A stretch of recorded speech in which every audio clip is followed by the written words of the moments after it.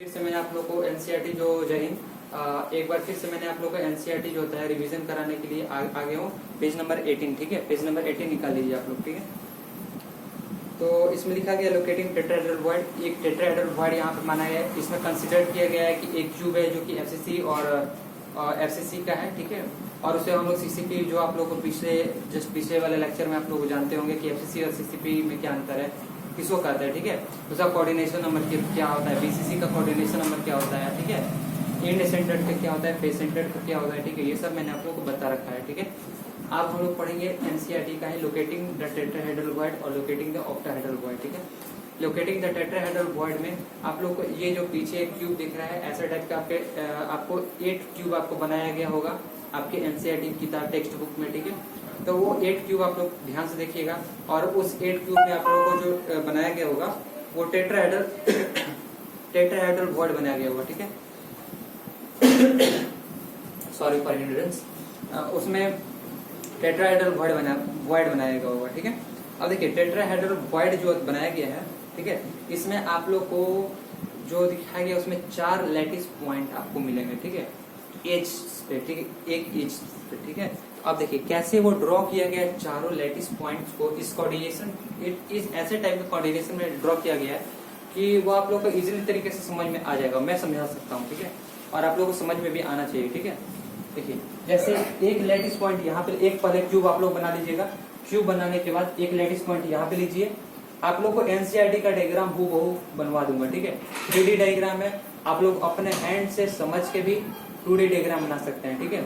2D diagram के मतलब 2D ऐसे तक 3D डायग्राम है, बट आप लोग कंसिडर कर करके ऐसा लगेगा कि आप लोग 2D डायग्राम बना रहे हो, ठीक है। इतना आसान आप लोग को बता दूंगा, ठीक है। एक यहाँ पे आप लोग लैटिस पॉइंट बनाइएगा, एक यहाँ पे, ठीक है, 2 जगह, एक यहाँ पे 3 जगह और एक यहाँ पे 4 जगह, क्योंकि क्या हम लोग बनाना है, टेट्राहेड्रल, ठीक है। टेट्राहेड्रल वॉइड है ना, तो टेट्राहेड्रल वॉइड बनाने के लिए यहाँ पे कितना का जरूरत पड़ेगा, 4 का जरूरत पड़ेगा। तो 4 जब जरूरत पड़ेगा तो अब इसको बनाइए, ड्रॉ करिए, इसको ड्रॉ करिए।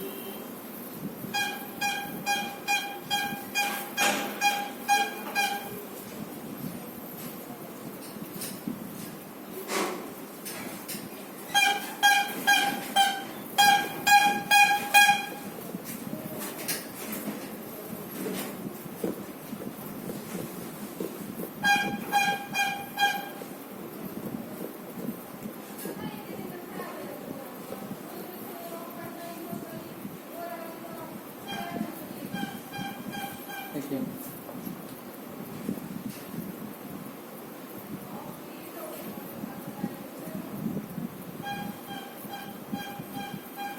ये रेगुलर टेट्राहेड्रल टाइप का स्ट्रक्चर जो बन रहा है आपको दिख रहा है,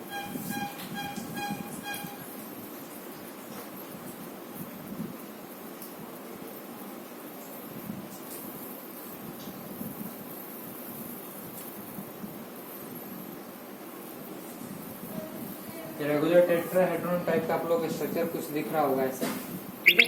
आपके एनसीईआरटी टेक्स्ट बुक में बहुत अच्छी तरीके से, शालीनता तरीके से आप लोग एनसीईआरटी की किताब में दी गई होंगी, ठीक है। और आप लोग इसको समझ भी रहे होंगे। इसका जो स्ट्रक्चर है वो कुछ इस प्रकार बनाया गया है, ठीक है। एक ऐसे बना दिया गया है, एक ऐसे बना दिया गया है, ठीक है। ये 2 ऐसे टाइप का बनाया गया है। उसके बाद फिर एक इस तरह बना दिया गया और इसी के ऊपर ऐसे बना दिया गया, ठीक है। ये आपका रेगुलर टेट्राहेड्रल हो गया, ठीक है। ऐसे टाइप का सेम टू सेम ये भी स्ट्रक्चर है, ठीक है। आपके एनसीईआरटी में ऐसे बताया गया। अब देखिए इसमें जो आप लोग को जानने वाली जो बात है, ठीक है, उसके बारे में आप लोग जान लीजिए, ठीक है।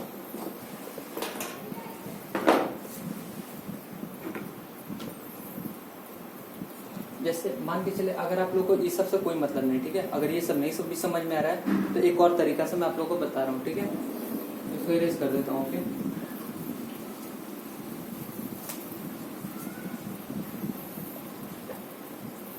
एक नॉर्मल क्यूब बनाते हैं, ठीक है, एक नॉर्मल क्यूब बनाते हैं, ठीक है।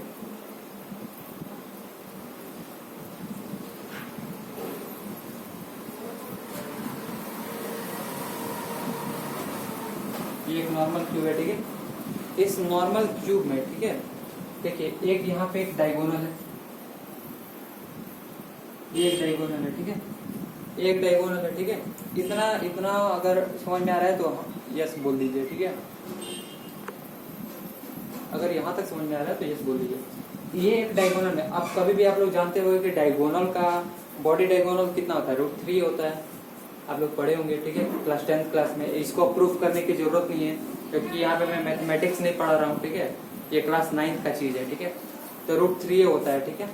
तो इसका जो बॉडी डायगोनल √3 होता है। तो एक टेट्राहेड्रल वॉइड कहाँ पे, एक टेट्राहेड्रल वॉइड मान के चलो कुछ डिस्टेंस पे यहाँ पे है, दूसरा टेट्राहेड्रल वॉइड कहाँ पे है, एक यहाँ इस डिस्टेंस पे अगर मान के चलो, तो यहाँ से लेकर यहाँ तक के डिस्टेंस का वैल्यू क्या हो जाएगा, पूरे का √3 है, यहाँ से लेकर पूरे का √3 है, तो यहाँ से लेकर यहाँ तक का वैल्यू कितना हो जाएगा, √3a/4, √3a/4। उसी तरह यहाँ से लेकर यहाँ तक का डिस्टेंस क्या हो जाएगा, √3a/4, 3a/4 कितना होगा। आई होप आप लोगों को समझ में आ गया होगा, ठीक है। और ये जो पॉइंट जो मैंने बनाया, ये क्या है, ये पॉइंट जो है ये आपका टीवी है, यानी टेट्राहेड्रल वॉइड है, यानी, ठीक है, ये टेट्राहेड्रल वॉइड है, ठीक है। अब देखिए इसमें जो होता है इसका कोऑर्डिनेशन नंबर कितना होता है, ठीक है। तो आपको मैंने बताया कि कोऑर्डिनेशन नंबर क्या चीज होता है। कोऑर्डिनेशन नंबर उसे कहते हैं कि ऐसे एटम जो कि अपने नेबरिंग एटम से कितने टच है, दूसरे एटम अपने नेबरिंग, एक एटम जो अपने नेबरिंग एटम से कितना एटम से टच है, वो उसका कोऑर्डिनेशन नंबर होता है, ठीक है। तो इसका जो कोऑर्डिनेशन नंबर है वो 4 हो जाएगा, ठीक है। इसका कोऑर्डिनेशन नंबर कितना हो जाएगा, 4 हो जाएगा, ठीक है। इसका कोऑर्डिनेशन नंबर क्या हो जाएगा, 4 हो जाएगा, ठीक है। अब देखिए कोऑर्डिनेशन नंबर इसका जैसे ही 4 होता है तो आप लोग अब क्वेश्चन आपको हो गया कि सर जब कोऑर्डिनेशन नंबर जब 4 होता है तो लैटिस कहाँ पे प्रेजेंट होंगे। देखो ये क्वेश्चन पूछता है बट मे बी बहुत कम लोगों को पता होगी, ठीक है। तो देखो एक कॉर्नर पे होता है, ठीक है, एक जो होता है वो आपको कॉर्नर पे होता है और बाकी सारे 3 जो होते हैं वो फेस सेंटर पे होते हैं। एक जो होता है ये कॉर्नर पे होता है और बाकी सब जो 3 जो बच गए वो कहाँ पे होता है, फेस सेंटर पे होता है, ठीक है, फेस सेंटर पे होता है, ठीक है। अब देखिए अब हम लोग लोकेटिंग द, अब किस चीज के बारे में पढ़ेंगे, लोकेटिंग द ऑक्टाहेड्रल वॉइड। ये क्या चीज था, लोकेटिंग द टेट्राहेड्रल वॉइड, ठीक है। अब हम लोग ऑक्टाहेड्रल वॉइड के बारे में जानेंगे, ठीक है। ऑक्टाहेड्रल वॉइड में आप लोग को बहुत ही कॉम्प्लेक्स फिगर आप लोग एनसीईआरटी में दिखाई दे रही होगी, बट उससे डरने की कोई बात नहीं। मैं उसको इलाबोरेट और वेरी सिंपल वे में आप लोगों को बताऊंगा, ठीक है, ताकि आप लोगों को समझ में आ जाए, okay.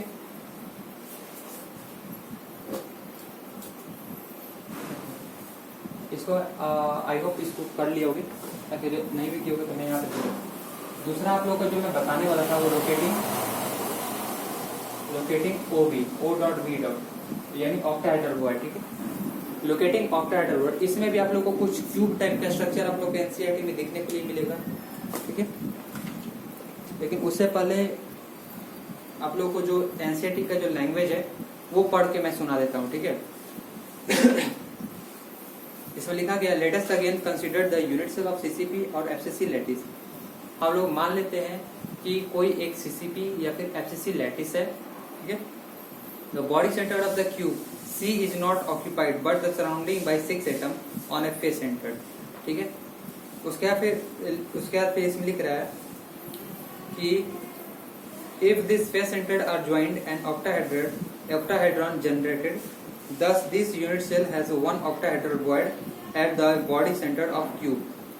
Beside this body center, there is one octahedral void at the center of the 12 edges. It's surrounded by 6 atoms. The 4 belong to the same unit cell. They say 2 on corner, 2 on face centered, and 2 belong to 2 adjacent cells. Since each edge of cube are shared between the 4 adjacent unit cells, so octahedron void located on it, only 1/4 of each of belong to the particular unit cells, ठीक है।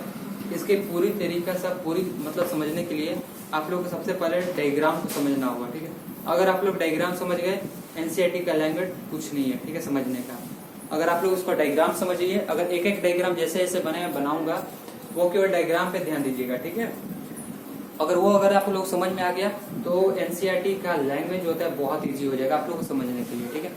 जैसे देखिए मैं आप लोग को NCERT को आप लोग आई होप आप लोग को बुक दिख रहा होगा, देखिए ये एक कॉम्प्लेक्स है, ठीक है। जैसे मैंने आप लोगों को पहले बताया था कि 8 यूनिट सेल में इसको छोटे छोटे 8 क्यूब में इसको बांटा गया, ठीक है। तो यहाँ पे जब इसको 8 क्यूब में माना गया और इसको सीसीपी और एफसीसी लैटिस माना गया, ठीक है। तो अब देखते हैं, देखिए यहाँ पे ये देखिए 1 2 3 4, ये ऐसा लग रहा है ना कि एक प्लेट स्क्वायर प्लेट है, ये वाला एक स्क्वायर प्लेट है जिसके ऊपर ऐसे एक पॉइंट वैसे ऐसे लोकेट कर दिया गया है। जैसे आप लोग ऐसा नजर आ रहा होगा कुछ, जैसे देखिए यहाँ पे एक ऐसा टाइप का आप लोग को दिख रहा होगा, एक स्क्वायर प्लेट जैसा दिख रहा होगा, ठीक है। लग रहा होगा कि कोई एक प्लेट है जो कि स्क्वायर शेप का है, ठीक है। और इस स्क्वायर शेप ऑफ प्लेट पे कैसे इसको सजाया गया इसके बारे में ध्यान दीजिए, ठीक है। तो देखिए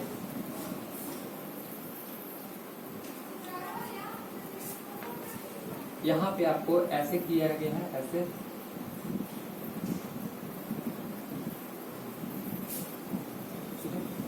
इसको ऐसे, मतलब ये जो है मतलब ये इसका बेस है, ठीक है। और ये उसके ऊपर ऐसा है, ये तीनों, ठीक है, तीनों है, ठीक है। उसी तरह इसका नीचे भी बनाइए, इसका नीचे बनाइएगा तो कैसे बनेगा, इसका नीचे बना दीजिएगा, ठीक है।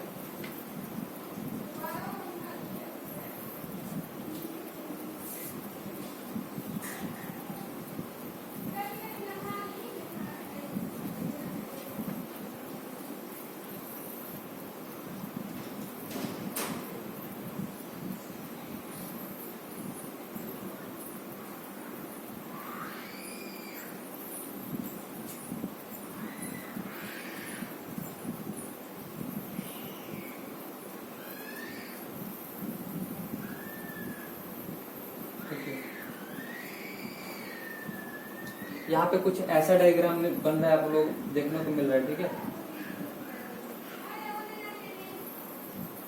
यहाँ पे कुछ आप लोगों को ऐसा डायग्राम कुछ देखने को मिल रहा है, ठीक है।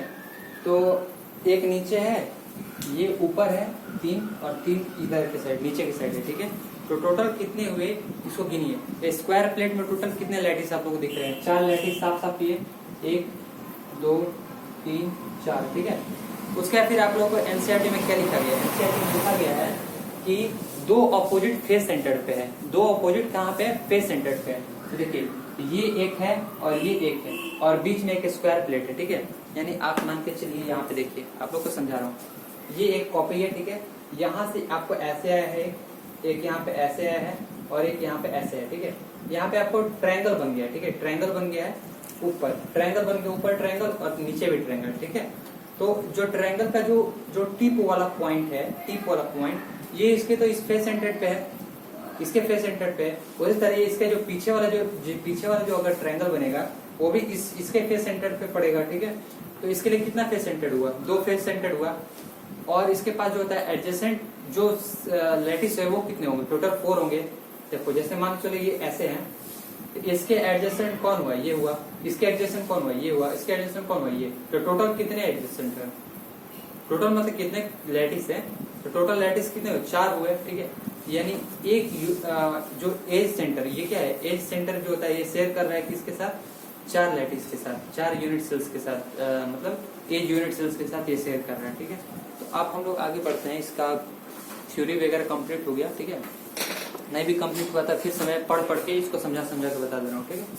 इसमें लिख रहा है beside the body centre there is one octahedral void at the centre of the 12 edges. देखिए बॉडी सेंटर क्या होता है, हर एक यूनिट सेल के लिए केवल एक ही होता है बॉडी सेंटर, ठीक है, क्योंकि वो बीच में होता है, ठीक है। उसके आगे देखिए 12 एज होता है, हर एक क्यूब बनाने में 12 को एज लगता है। एज आप लोग समझ रहे होंगे, एज किसको कहते हैं, लाइन सेगमेंट, है ना।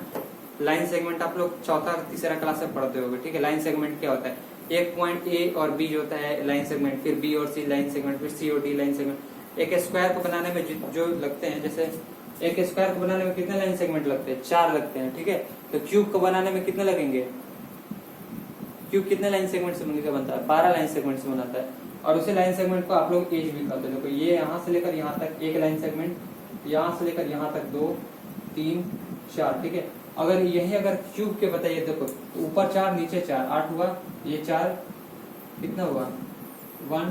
देखो ऐसे लाइन सेगमेंट एज बनाइए, 1 2 3 4 5 6 7 8 9 10 11 12। तो टोटल कितने एजेस हो गए, 12 एजेस हो गए। और यहाँ पे ये कितने मतलब ये एडजेसेंट यूनिट सेल्स एज कितने हैं, यहाँ पे 4 है, ठीक है। और यहाँ पे क्या कंसिडर किया था हम लोग, एफसीसी लैटिस कंसिडर किए थे, यानी क्यूब वाला कंसिडर किया था, ठीक है। तो अगर एक ऑक्टाहेड्रल की अगर ये बात करता है तो देखो ऑक्टाहेड्रल में 2 चीज आएंगे, ठीक है। पहला कौन सा चीज आएगा, आपको बॉडी सेंटर्ड आएगा, ठीक है, कोई भी क्यूब में एक बॉडी सेंटर्ड होगा, और दूसरा आपको जो होता है एज सेंटर्ड आएगा, ठीक है। पहला कौन सा आएगा आपको, बीसीसी ऑक्टाहेड्रल बट जो होता है इसमें 2 टाइप में बटेगा। पहला कौन सा में बॉडी सेंटर्ड, ठीक है, बॉडी सेंटर्ड, और दूसरा जो होता है वो कौन सा बचेगा, किसमें अगर बटेगा वो आपको एज सेंटर्ड, ठीक है, एज सेंटर्ड में, एज सेंटर्ड में बटेगा, ठीक है। 2 चीज में ये बढ़ गया, ठीक है। जैसे ही आपको ये 2 चीज में बढ़ गया तो आप लोग को अब समझ में आ रहा होगा, ठीक है, बॉडी सेंटर्ड में और एज सेंटर में बढ़ गया, ठीक है। तो अब हम लोग ऑक्टाहेड्रल वॉइड बॉडी सेंटर्ड का निकालेंगे, बीसीसी का निकालेंगे। तो आप लोगों को मैंने अभी भी बताया कि हर एक क्यूबिक यूनिट सेल्स के पास केवल एक ही बॉडी सेंटर्ड होता है, ठीक है। Sorry for hindrance. ओके, देखिए हर एक क्यूब के पास केवल एक बॉडी सेंटर्ड होता है, इसका octahedral void of body centred यानी बी और सी लिख दे रहा हूं, ठीक है, BC B dot C dot, ठीक है, यानी बॉडी सेंटर्ड कितना हो जाएगा, हर एक एटम के लिए एक ही होता है, ठीक है। तो 1 इंटू और इस एटम के लिए भी क्या होगा, एक ही होगा, तो 1 इंटू 1 करोगे तो क्या आ जाएगा, 1 ही आ जाएगा। अब देखो हर एक क्यूब में एज सेंटर टोटल कितने होते हैं, 12 होते हैं, 12 एजेस होते हैं एक क्यूब के अंदर।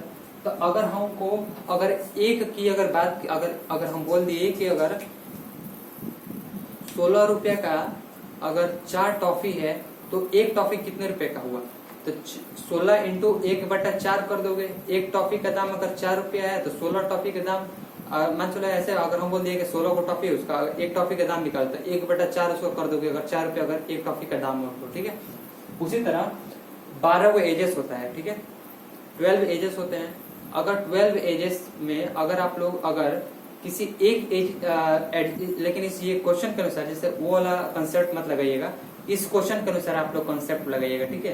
क्योंकि यहाँ पे कितने शेयर कर रहे हैं एजेस, यहाँ पे 4 एजेस शेयर कर रहे हैं, लेकिन होते कितने टोटल 12 होते हैं, ठीक है।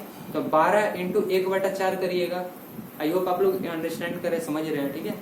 क्योंकि अगर आप लोग उस कॉन्सेप्ट पे लगाइएगा तो 1/2 हो जाएगा, ठीक है, 1/2 लगाइएगा।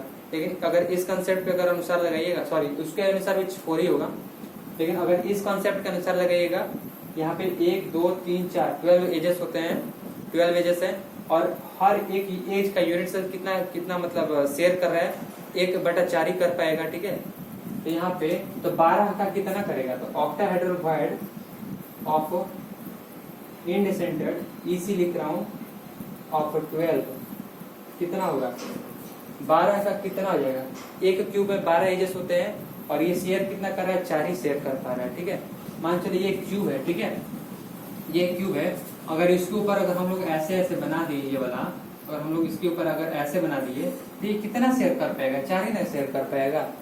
लेकिन अगर हम लोग बात करें अगर किसी एक की तो 1/4 होगा उसका शेयर कर पाएगा, तो वहीं यहाँ पे 12 इंटू 1/4 हो जाएगा यहाँ पे, ठीक है। जैसे यहाँ पे 1/4 कर दे तो आप लोग को ये दिख रहा है कि 12 के 4 के टेबल में 12 कितने टाइम्स में आता है, 3 टाइम्स में, तब बताने की कोई जरूरत नहीं है, 12th क्लास का चीज पढ़ा रहा हूँ, है ना। तो यहाँ पे कितना हो जाएगा, 3 हो जाएगा, ठीक है। इसको कटाओगे चलती है 12, है ना, यानी 4 3 12, ठीक है। तो यहाँ पे 3 टाइम्स में कट जाएगा। तो अब देखिए तो total number of octahedral void कितने हुए, ये अंडरस्टैंड करने वाली बात है, नंबर ऑफ ऑक्टाहेड्रल वॉइड, ठीक है। Total number of octahedral void कितने हुए, तो BC का यानी बॉडी सेंटर का 1 हुआ, और ऑक्टाहेड्रल वॉइड इन EC का यानी इंड सेंटर का आपको 3 हुए, तो टोटल कितने हुए, 4 हुए, ठीक है। तो यहाँ पे 1 + 3 कर दो, 1 + 3 = 4, ठीक है। आई होप आप लोगों को बहुत अच्छे तरीके से और मैं अपने तरीके से पूरी बहुत बढ़िया तरीके से आप लोगों को समझा चुका हूँ, ठीक है। चलिए आज का क्लास यहीं पे खत्म करते हैं, कल फिर से मिलेंगे एक नए टॉपिक के साथ, ठीक है।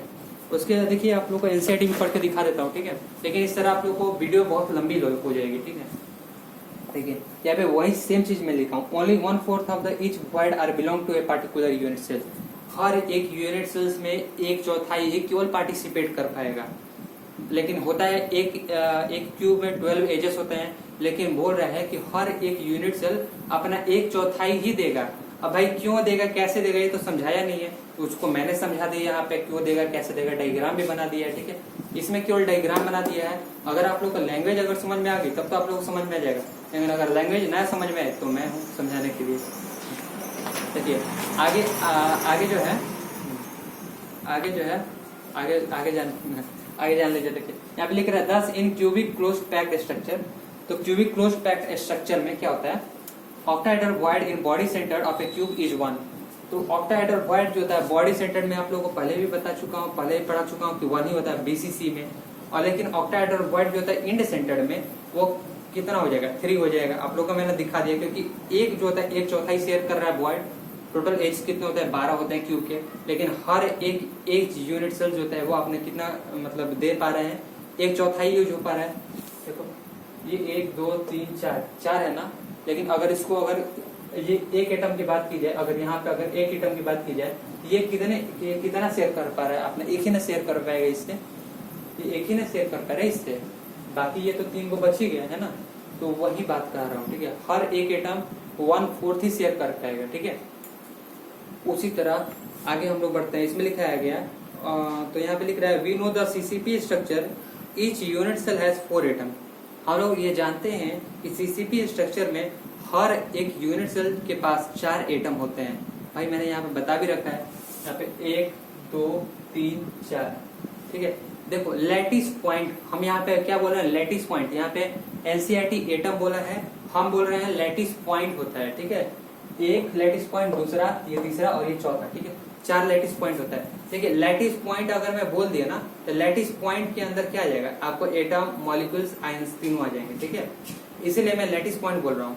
लेकिन एनसीईआरटी में अब एटम्स की बात की है तो आप लोग भी अब एटम्स ही गिनिएगा, एटम्स के रूप में ही बोलिएगा। ठीक है, अगर लिखना होगा तो आप लोग लैटिस पॉइंट में ये सब मत लिखिएगा। ठीक है, डायरेक्ट जो चीज पूछा है वहीं से लिखिएगा। लेकिन आप लोग को मैं बता दिया कि लैटिस पॉइंट अगर बोल दिए तो वहाँ पे तीनों चीज आ सकता है, एटम्स, मॉलिक्यूल्स और आयंस। ठीक है, कुछ भी हो सकता है। ठीक है, आप लोग को क्वेश्चन अगर बनाना होगा तो क्वेश्चन में गिवन दिया गया होगा। ठीक है, इसमें जेईई एडवांस का इसका जो क्वेश्चन आता है, जेईई एडवांस का बहुत अच्छे तरीके से आते हैं और आसान भी आते हैं। ठीक है, अगर आप लोग को अगर इच्छा होगा तो कमेंट में बताइएगा, मैं उसका भी मैं क्वेश्चन का सीरीज एक लेते आ जाऊंगा। ठीक है, उसके बाद फिर लिख रहा है 10 the number of the octahedral void is equal to this number. इसीलिए ऑक्टाहेड्रल वॉइड का जो नंबर होता है वो इसके बराबर होता है। ठीक है, और इतना तो आप लोग समझ में आ ही रहा होगा।